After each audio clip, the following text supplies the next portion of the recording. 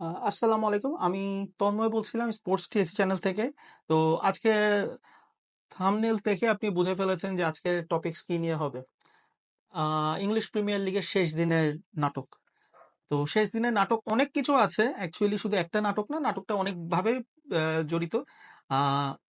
Main দুটো point, Arsenal কি পারবে আজকে তাদের ২০ বছর পর ইপিএল এর শিরোপা আহ, উম, কি বলে এটাকে, শিরোপা খরা মোচন করতে, আর অথবা ম্যান সিটি কি এটাকে আরেকটা ফার্মার্স লিগ তৈরি করে ফেলবে পরপর ৪ বার চ্যাম্পিয়ন হয়ে।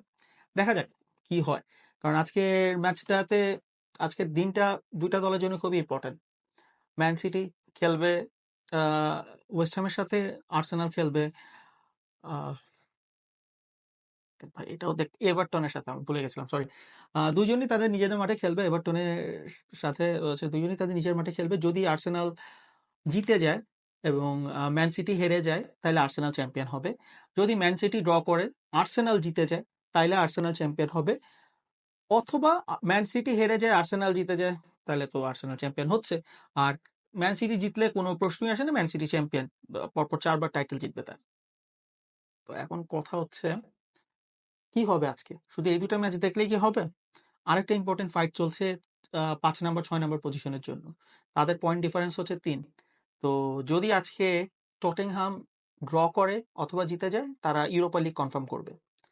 যদি আজকে চেলসি জিতে যায়, টটেনহাম হেরে যায়, তাহলে চেলসি ইউরোপা লিগ খেলবে এবং টটেনহাম কনফারেন্স লিগ খেলবে। সো এটা একটা ব্যাপার। অনেক বছর পর আস্টন ভিলা এবার চ্যাম্পিয়ন্স লিগ খেলছে। গত বছর হচ্ছে তাদের গোলকিপার এমিলিও মার্টিনেজ যখন বলছিল যে আমি আমার টিমকে ইউরোপে চ্যাম্পিয়ন্স লিগে নিতে চাই, ইউরোপা লিগে কনফার্ম করার পর অনেকে হাসাহাসি করছিল, বাট সামহাউ সাম রিজন এবার তারা চ্যাম্পিয়ন্স লিগ খেলতেছে, এবং যেখানে তারা প্রথম ম্যাচটা ৬-০ মনে হয় না ৬-১ হেরেছিল নিউ ক্যাসেলের কাছে, তারপরও তারা এবার চ্যাম্পিয়ন্স লিগ খেলছে। It's very big call for Aston Villa. আর লিভারপুলের জন্য আজকের ম্যাচটা স্পেশাল। তাদের জয় পরাজয় কোনো কিছু তাদের কিছু যায় আসে না, কিন্তু আজকে তাদের জন্য খুবই স্পেশাল, খুব খুব বেশি স্পেশাল, বিকজ তাদের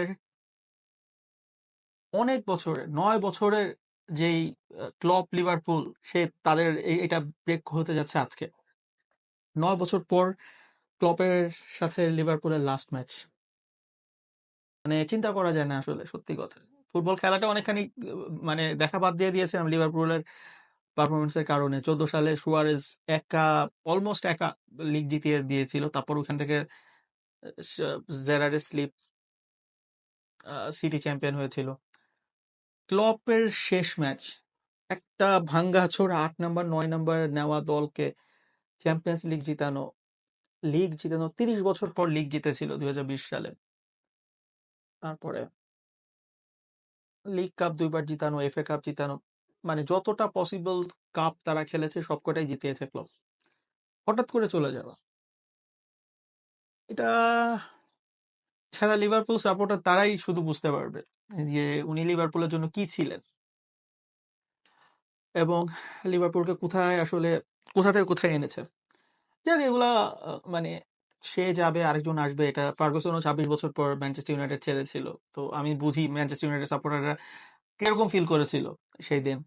কিংবা আর্সেন ওয়েঙ্গারও প্রায় ২০ বছর ২১ বছর মনে হয় কোচিং দায়িত্ব পালন করেছে, তারপরে আর্সেনাল ছেড়েছিল। অবশ্য আর্সেন ওয়েঙ্গারের ব্যাপারটা শেষের দিকে আর্সেনালের ফ্যানরাই চাচ্ছিল যে আর্সেন ওয়েঙ্গার ছেড়ে দিক।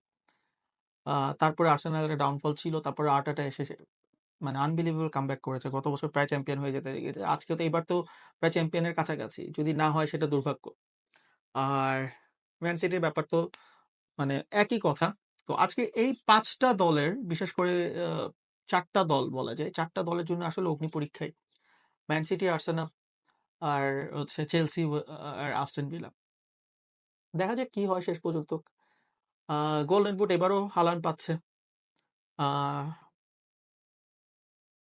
হুম, এটাই দিয়ে আসলে শেষ করা। ভিডিওটা খুব ভালো হয় না, অত ইনফরমেটিভ আমি করতে পারি নাই, কারণ এখানে ইনফরমেশন দেওয়ার কিছু নেই। এখানে সিম্পল ম্যাচ হবে, ম্যান সিটি চ্যাম্পিয়ন হবে, যেটা কমন একদম, ম্যান সিটি চ্যাম্পিয়ন হবে, এই বছর চ্যাম্পিয়ন হবে, নেক্সট ইয়ার চ্যাম্পিয়ন হবে, তারপরে তারা চ্যাম্পিয়নই হতে থাকবে। সত্যি কথা, তাদেরকে চ্যালেঞ্জ করার মতো কোনো দল আসলে তৈরি হয় নাই, তৈরি হবে কিনা তাও জানি না। গার্দিওলা যতদিন আছে, ম্যান সিটি ম্যানচেস্টার ইউনাইটেডের মতো সমানে টুর্নামেন্ট জিতবে। আমরা যারা ধরেন সেকেন্ডারি সাপোর্ট করি, হচ্ছে চেলসি, লিভারপুল কিংবা আর্সেনাল সাপোর্ট করি, তারা হচ্ছে জাস্ট কষ্ট পাবো। এই কষ্ট পাওয়া ছাড়া আর কিছু নেই। আর আমার জন্য তো আজকে স্পেশাল বেশি কষ্ট, কারণ ক্লপের লাস্ট ম্যাচ। এই জন্যই বোধহয় আজকের ম্যাচটা দেখা ক্লপের জন্য। অ্যানফিল্ডের সাউন্ড টু মাচ, এটা এখন পর্যন্ত একটা সবাই বলে, এমনকি ফার্গুসন বলেছে যে অ্যানফিল্ড ইজ সামথিং স্পেশাল। ওইখানে জিতার ইয়াটা সবচেয়ে আহ, কি বলে তৃপ্তিকর। তো এই বলে সাইন অফ করছি। আর আবার প্লিজ ভাই, সাবস্ক্রাইব করতে কোনো টাকা লাগে না, লাইক দিতে কোনো টাকা লাগে না, কমেন্টে গালি দিতেও কোনো টাকা লাগে না। দয়া করে গালি দিলে গালিও দেন ভাই, কিন্তু প্লিজ সাবস্ক্রাইব করেন।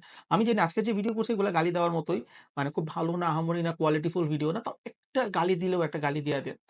মানে এটাই হচ্ছে আমার কথা, 10টা লাইক দেন ভাই, 10টা লাইক। আসসালামু আলাইকুম, সাইন অফ করছি।